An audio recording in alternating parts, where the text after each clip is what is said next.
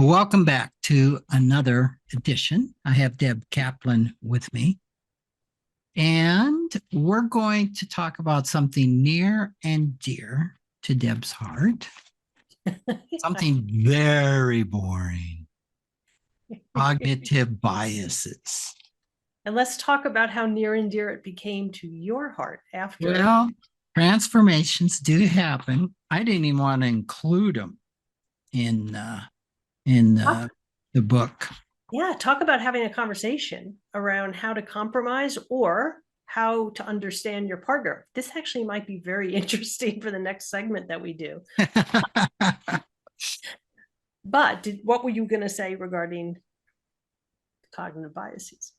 Well, cognitive biases, this is behavioral finance, right? And this is called heuristics, is another name for them, right? And they're applied to the masses. They're applied to the bias of anchoring, meaning that when a number is mentioned, we tend to fixate on that and judge everything else from that. So, well, how about from a spoken language perspective? I'll translate all that. The shortcuts we make and the assumptions we come to based on a short or limited amount of information. And they're usually applied to the masses. So it's never helpful if you study these to tell your partner, oh, you know you're anchoring right now. And now you're hurting. Like using generalizations to describe confirmation bias. And these are, I have always, I will use always, seen them applied on a macro level. And a lot of people will think, well, what financial therapy, financial psychology is all about, it's behavioral finance. No. It's the opposite of behavioral finance, which is macro at the high altitude, looking at humanity and the generalizations. And financial therapy is about the micro, looking at the person. So I really get up when somebody says, oh, you're into behavioral finance. No, I've been on panels where they've said that, introduced to me in behavioral finance, and that's usually not a good, doesn't go well after that. So that was my thinking when Deb says, oh, we've got to have cognitive biases. I think we should bring it back to couples and why we included it in the book. Well, we included it because Deb wanted to include it. Right. Okay. So and so I compromised and I got the stuff. And part of what I did was to bring things back from an IFS perspective. Well, let me share what my thinking was and what I shared with you so that the viewer listener can get a sense about why it was even a consideration to have or not to have. Cognitive biases, as you just described, has to do with a very top level generalizations, beliefs that we make about something with limited information. And that it's used in behavioral finance. And so on the surface, as an author of a book about couples, you would likely say, nah, it's too dry. And I agree with you. Behavioral economics, nah, it's too dry. But when I asked you to consider the arguments and conflicts that couples get in, or the individual gets anchored into an opinion and a perspective about, no, this is a very valuable, gotta buy this piece of art, or we have to buy this car, or I don't want that, or I don't want this because it's not valuable. The beliefs that come along with these conflicts really do help couples to understand themselves and why we sometimes make the assumptions and have the perspectives that we have. So maybe it's helpful to dig into what some of the more common cognitive biases are. And what you've described actually, and what we talk about in the constructive communication chapter is doing a U-turn, right? Yes. So knowing them enough to know, oh, this is what I'm doing here. Right. That can be helpful. So yes, So when I got into them, I just said, okay, how can we make this?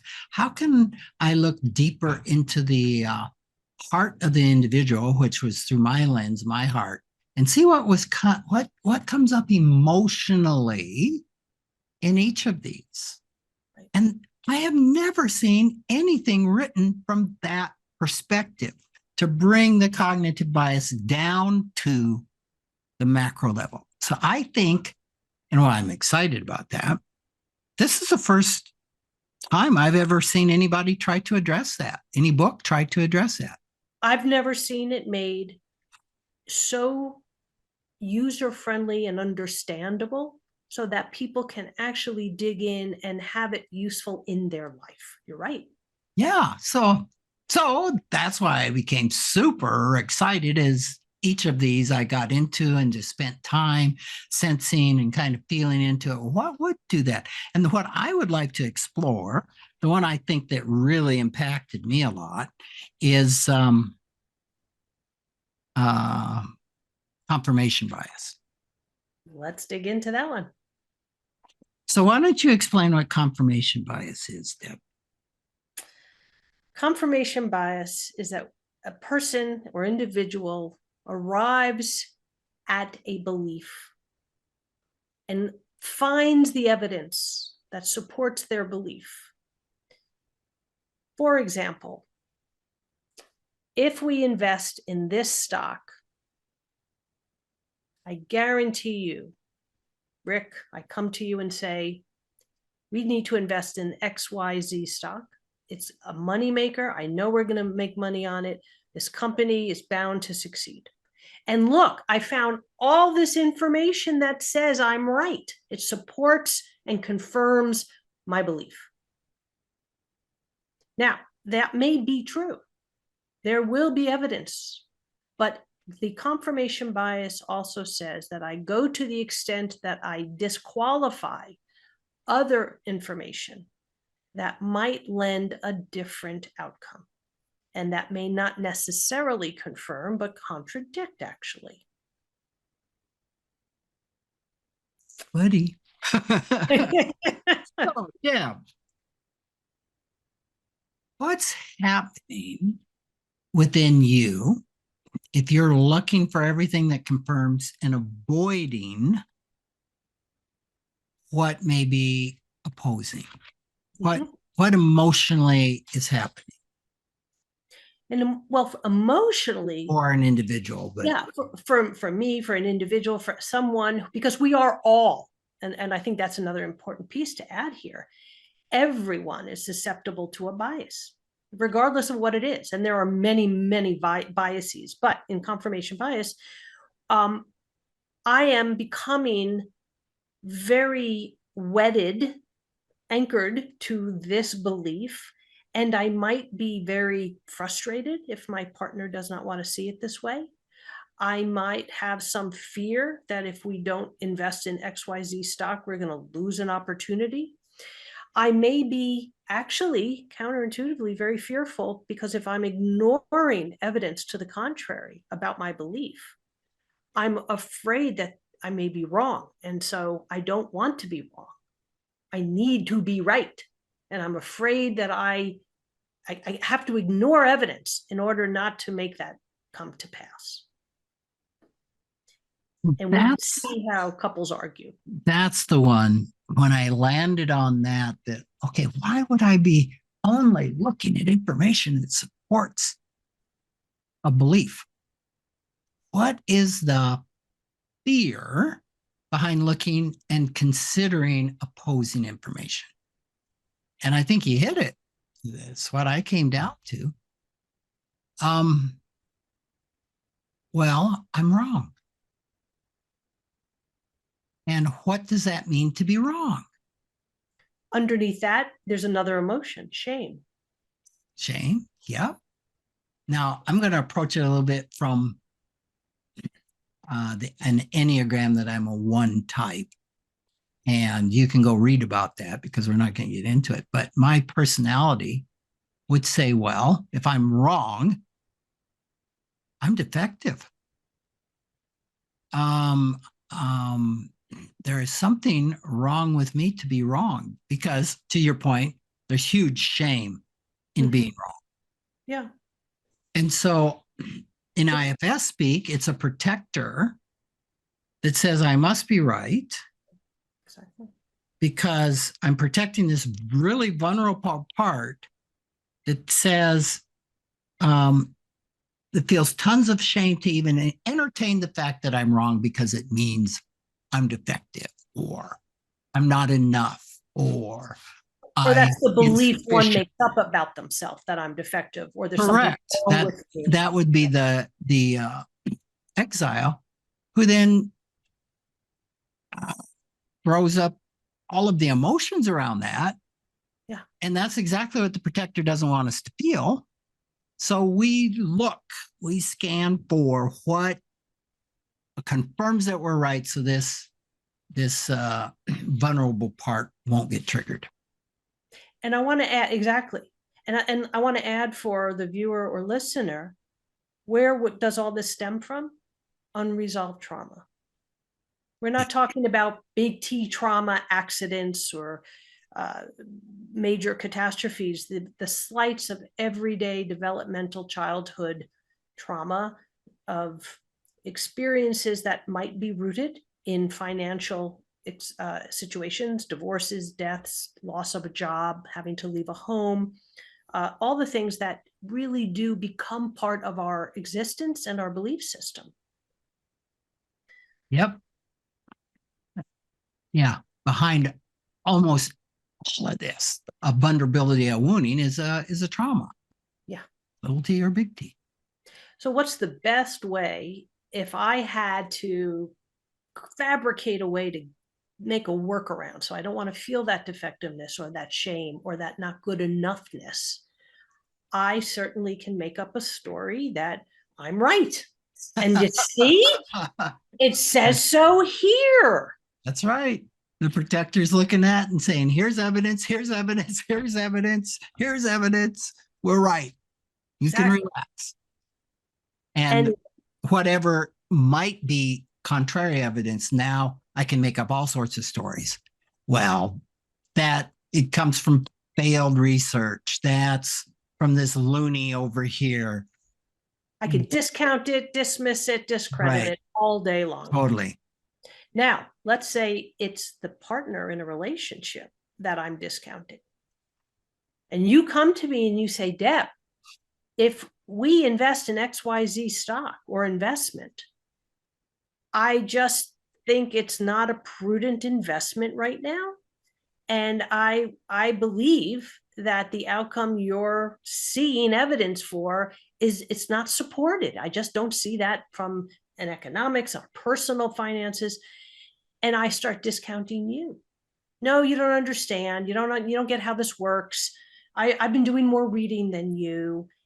And of course, I'm rooted in this bias. I'm rooted in my own perspective, my perception, and we're off to the races, right? If we're not able to come to terms with, well, what bothers you, and what is it you're bringing to me that I don't want to see? And that's compromise, communication, dialogue that we go over later on that we'll get to. But these biases are pretty interesting. Yeah, in what you just described, I can feel you're presenting evidence. Okay, boom, that vulnerable part's getting triggered, and I'm going to immediately become defensive, dismissive, minimizing, and now my partner that's presenting the opposing information doesn't feel heard at all, right? And feels minimized, discounted. I'm not being seen. Yep, and angry now. And now we find our corners and we don't talk, and now we don't actually, this will be put aside. Maybe we'll revisit it, maybe we won't, until the next dust up comes and we're back again at it. Yep. So I'm thinking, okay, how do we avoid this? How do we start healing this? Well, this may not be the place to start, but somebody needs to be curious. Can you and be say more able about what that means? not to react, but to say, well, tell me more about this. Help me understand this. I want to understand where you're coming from. Okay. And being more receptive to listening, at least, or here's what I hear you saying. Boom, boom, and boom. Is that right? Am I getting this? And being able to hang out until that person says, yeah, you're getting what I'm saying. They feel heard. And oftentimes in communication, couples don't listen. They are defending. They're just waiting. And in the silence of the when I'm sitting here listening, what I'm actually doing is I'm creating more defensive beliefs and more defensive stance just to double down on why my perspective is accurate. Right. And I want to say, just listening to this sounds simple. Get curious. This is hard to do. So simple. When you're triggered, right? Boom. You dissociate whatever comes up. Boom, boom. You're in your limbic brain. In IFS speak, there's no self present. You're blended with this part, and away we go.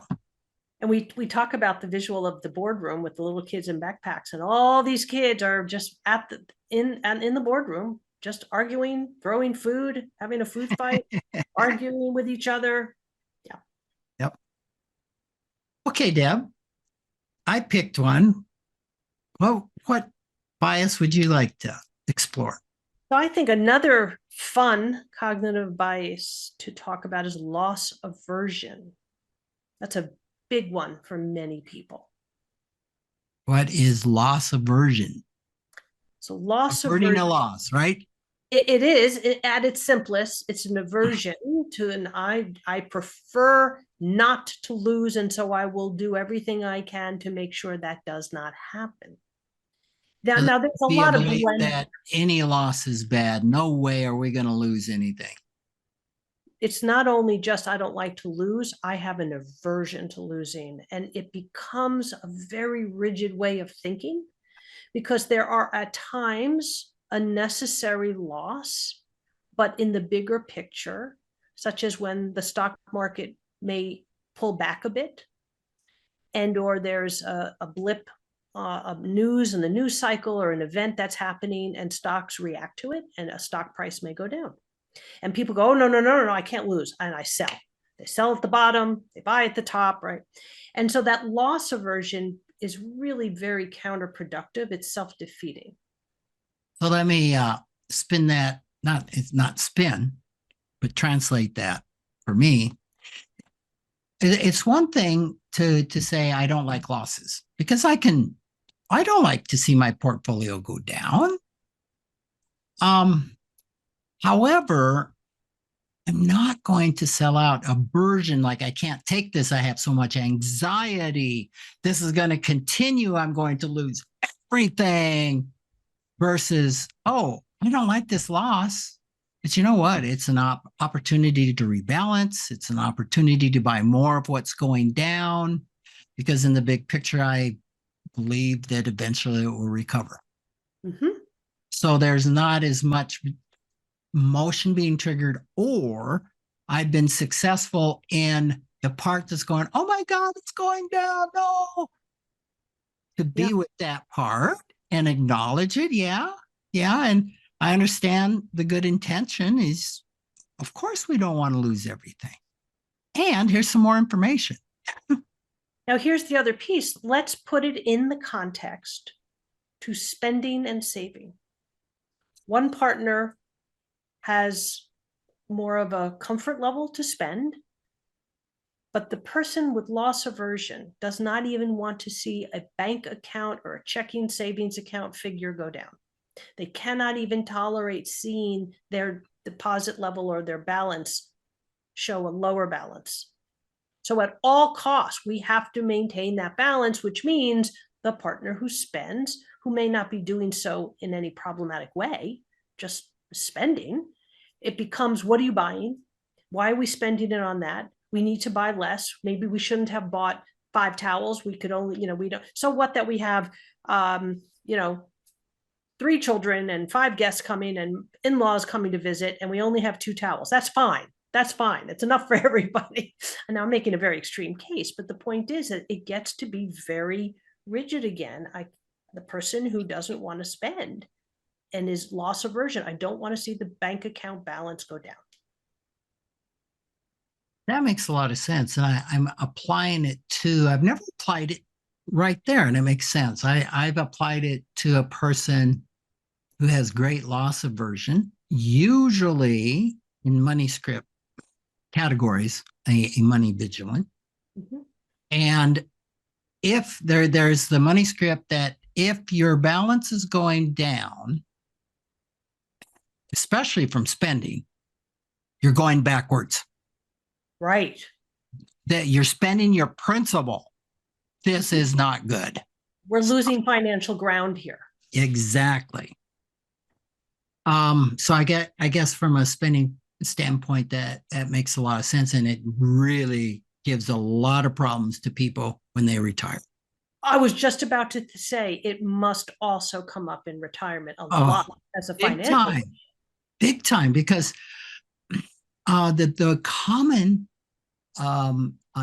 denominator of people that have wealth, typically, not everyone, but let's just say 80%, is not what they earn, not their profession, not what they invest in. It's frugality. So what do you mean when you say wealth? People who have, how do you define what wealth is? Well, we could go off in lots of directions on wealth. Expendable income, you mean? Yeah, let's talk about building net worth. Talk about it in dollar terms. They tend to be frugal.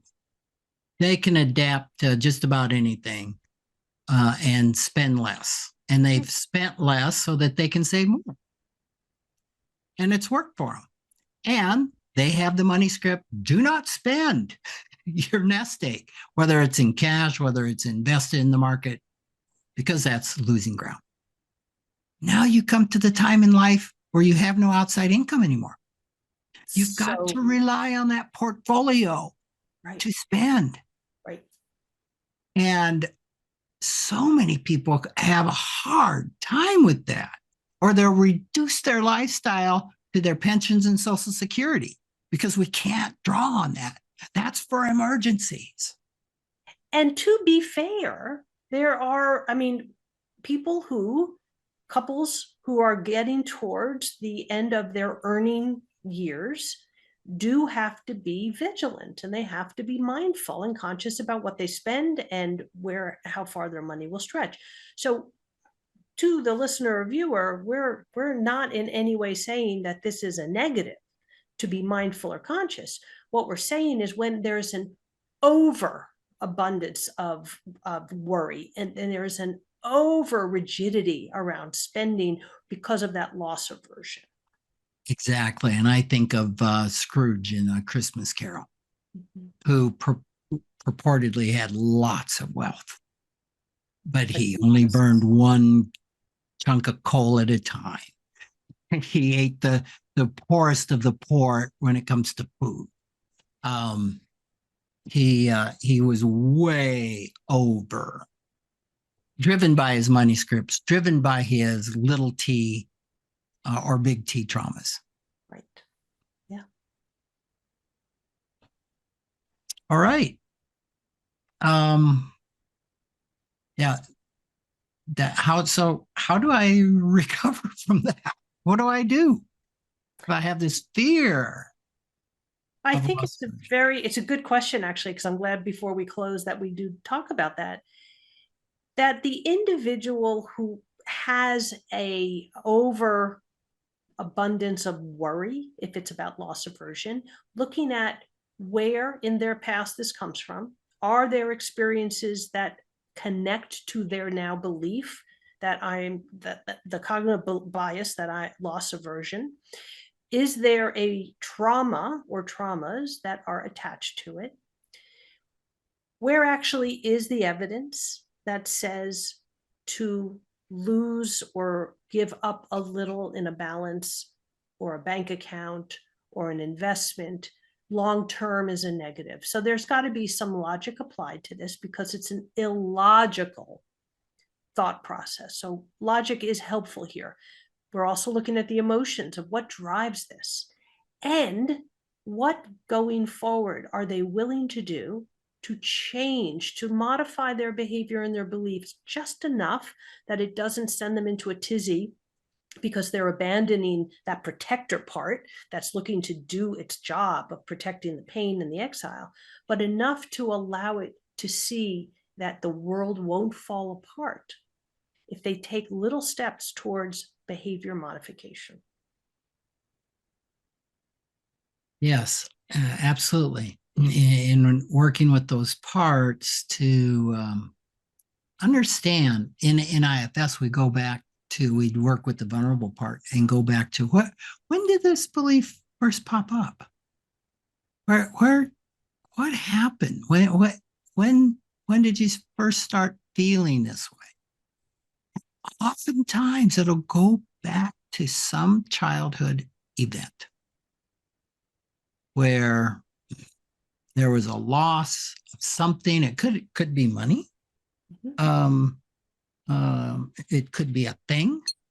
That part never grows up. That part, the protectors stop in, say, this is never going to happen again. You're never going to feel this way again, whether it's fear, violation, hurt. Yep. And it never has its day to be witnessed and seen. So, and I think big tenet in counseling, you can tell me this is right or not, is telling your story maybe for the first time ever that has been forgotten or there's huge shame around, and being received with non-judgment. Wow. Empathy, connection, compassion, passion. Yeah. and having compassion for yourself, having your story and your own experience witnessed and validated, or of course validated because this is what happened, but also allowing other perspectives in, because there may be a perspective that we carry that's false. Remember, cognitive biases come out of an assumption we make on a very core level about something that we have very little information about. So when we're in trauma, where you have a very narrow perspective, we don't allow in other pieces of information, other bits of information that could help balance the thought and the belief. Yet when we allow other people's words in, our partner, conversation, now we can perhaps shift a bit because we may not have taken into consideration the things that will help us reorient or change how we want to be and what we want to change about our own belief and behavior. Excellent stuff, Deb. We're going to have to leave it there. Another wonderful conversation. Thanks so much. And we will see everyone next time.